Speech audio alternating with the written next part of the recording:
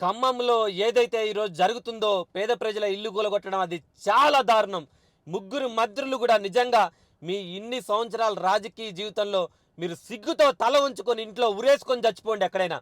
పొంగులేటి శ్రీనివాసరెడ్డి గారు మీరు press meet పెట్టి ఇది మా హయాంలోనే కాదు బీఆర్ఎస్ హయాంలో కూడా కూల్చడానికి ట్రై చేశారని చెప్తున్నారు.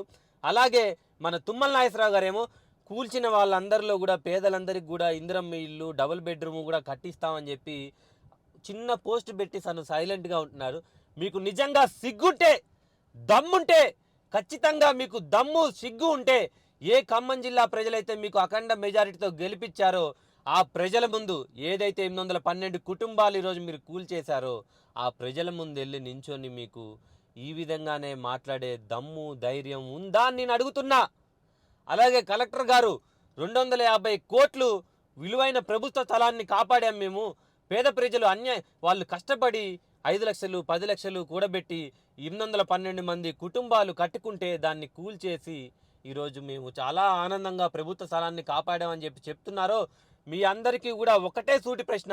ఇంత హుటాహుటిని అక్కడ కూలగొట్టి మనం ఏమైనా హైటెక్ సిటీ తీసుకొస్తున్నామా లేదా స్పేస్ సెంటర్ ఏమైనా కడుతున్నామా? ఏమీ లేదు కదా. ఇప్పుడు ఆ కూలగొట్టిన ప్లేస్లో ఎప్పటికీ అభివృద్ధి జరిగిద్దో కూడా మనకి తెలియదు కదా. తెలియనప్పుడు 1 సంవత్సరం 2 సంవత్సరాలు ఆ పేదలకి టైం ఇచ్చి మీరు ఏదైతే ఇప్పుడు ఇందిరమ్మ ఇల్లు లేదా డబుల్ బెడ్రూమ్ ఇల్లు కడతామంటున్నారు కదా ఆ కట్టే ప్లేస్లో వీళ్ళందరినీ కూడా పంపించి దాని తర్వాత కదా మీరు కూలగొట్టాల్సింది అని చెప్పి సామాన్య ప్రజల తరపున జనసేన పార్టీ తరపున మేమందరం కూడా మిమ్మల్ని నిలదీస్తున్నాం.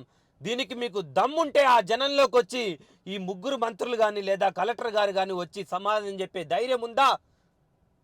ఎందుకని ఇలా పేద ప్రజల జీవితాలతో ఆడుకుంటున్నారు?